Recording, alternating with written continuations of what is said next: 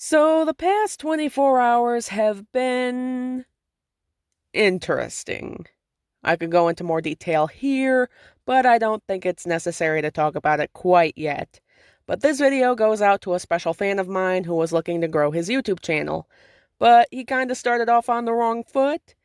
If you haven't seen the first video I made about this, don't worry, you're not required to watch it, but it definitely covers some more basic topics and tips of being a YouTuber if you're looking to start or grow a channel.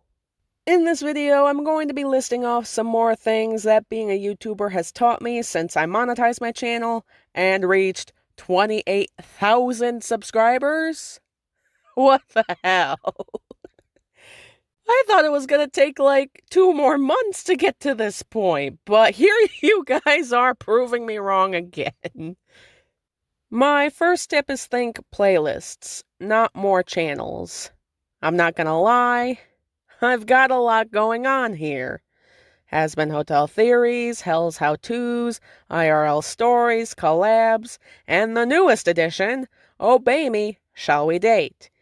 In all honesty, I could have chosen to put all of these things into their own channels, but it'd be kind of inconvenient to try to juggle 5 channels, especially if some of those channels wind up growing pretty big like this one.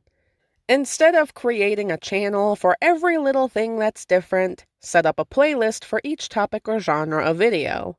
On my channel, Has-Been Hotel Theories has its own playlist, Hell's How-Tos has its own playlist, IRL Stories, every different topic has a playlist where people can go to watch those videos. You don't need to start a channel just because you want to introduce something new. Your fans might even appreciate the variety a little bit. My second tip is don't just follow the trends. This probably sounds rich coming from me, a person making content based around a popular show and joining in at a time when people were still buzzing over it. But the thing about trends is they don't last forever. A trend can go on for a few months or years before something new grabs the internet's attention. I'm not saying you can't follow a trend if it falls under the type of content you'd like to make, but don't chase it off a cliff. If the trend seems like something that could potentially harm you or someone else, stop and take time to evaluate it a little bit. Is this trend worth my or someone else's physical, mental, or emotional health? Does it fall within YouTube's community guidelines? Could this trend possibly come back to haunt me in the future, either by being incredibly cringy or damaging to my reputation as a creator? Trends are a good way to put yourself on YouTube's map, but it shouldn't be the only reason you make content. I have a ton of backup plans once my video ideas for Has-Been Hotel dry up. And if people don't want to watch it, that's on them and their preferences, not on you as a creator. My third tip for you guys is don't rush out content. This is something that I myself still struggle with. The dream of one day becoming big on YouTube might make you think that you have to put out a video ASAP. This feeling only becomes amplified when monetization and memberships come into the picture. But remember that you aren't just creating to appease YouTube's algorithm. You have to have the time to create a video that you're proud of. If it takes a week, then it takes a week. If it takes a month, then it takes a month.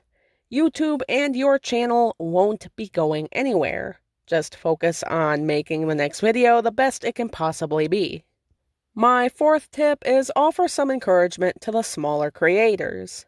To me, the journey to growing my YouTube channel has kind of been like climbing up a mountain. You start off at the base of this mountain, looking up at those already ahead of you, and you want to find the easiest path you can take to where the others are.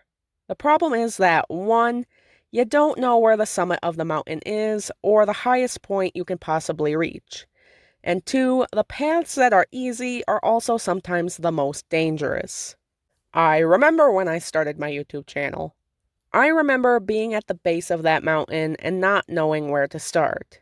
So when I see someone that's also at the base, I don't view them as potential competition.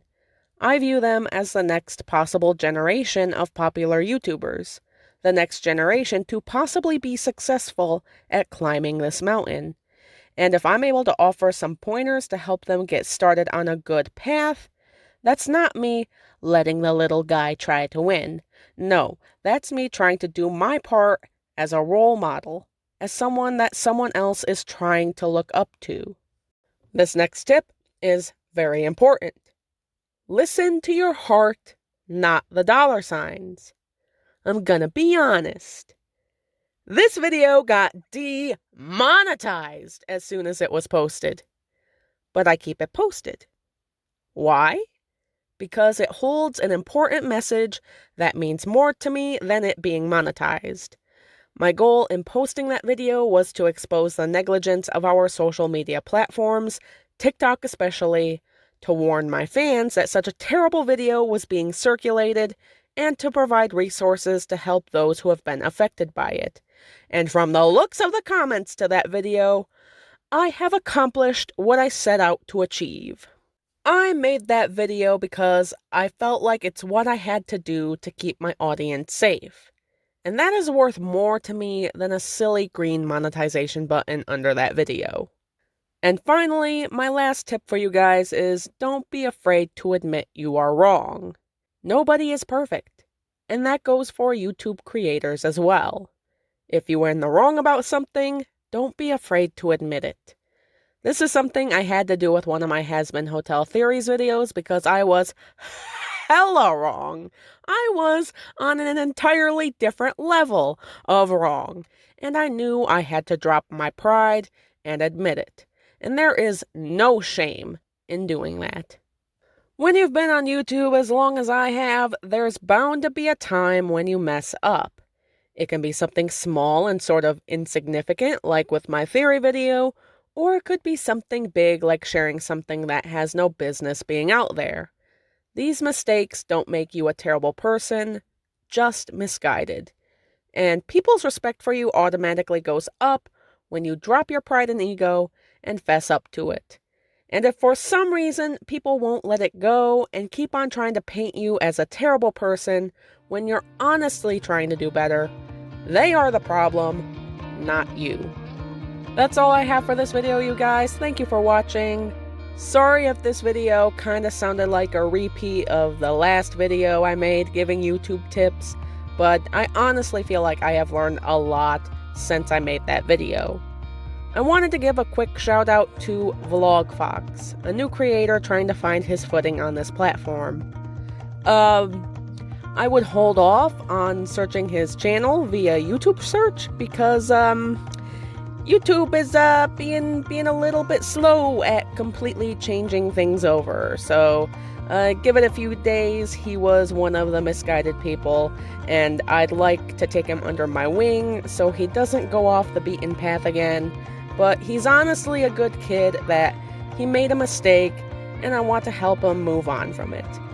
Anyways, let me know what you guys thought of this video in the comment section below, and I'll see you all in the next video. Bye-bye! Little bonus segment at the end of the video real quick. Sorry if you hear any vehicles in the background. I'm currently parked at a gas station right now. But I had someone come onto my comment section and say I was well off with my YouTube monetization where I am now. Now, I want you all to think about that real quick for just a second. Now, I want you all to guess real quick how much I make per day from YouTube. Not per hour, not per week, per day. How much money do you think I make per day? All right, you have your guesses ready? Between $20 and $50 per day. That is not even minimum wage. Shut the fuck up unless you know exactly what the fuck you're talking about.